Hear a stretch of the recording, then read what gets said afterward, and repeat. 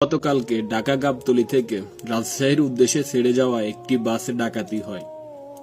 আর ওই বাসের মধ্যে একটি নারীকে তার স্বামীর সামনে টানা ৩ ঘন্টা ধরে ধর্ষণ করা হয়। এই ঘটনাটি পুরো বাংলাদেশের মানুষের হৃদয়ে কম্পন সৃষ্টি করে ফেলছে। ঢাকা রাজশাহী চলন্ত বাসে এই ঘটনাটি ঘটে। বাসের মধ্যে সেই নারী টানা ৩ ঘন্টা ধরে চিৎকার করে কান্না করছে। ওই মহিলাটির স্বামী তাকে বাঁচাতে গিয়ে আহত হয়।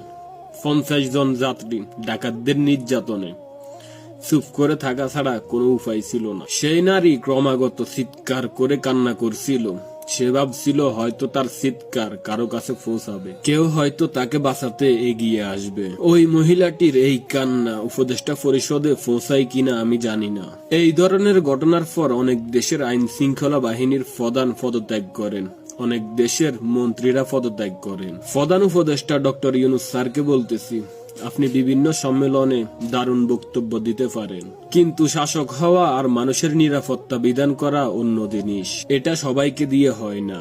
আমি ভীষণভাবে দুঃখিত এবং লজ্জিত ওই নারীর কাছে, ওই মায়ের জাতের কাছে। তার চিৎকার আমাদের কাছে পৌঁছায়নি, কেননা আমরা কান, চোখ, মুখ বন্ধ করে রাখছি।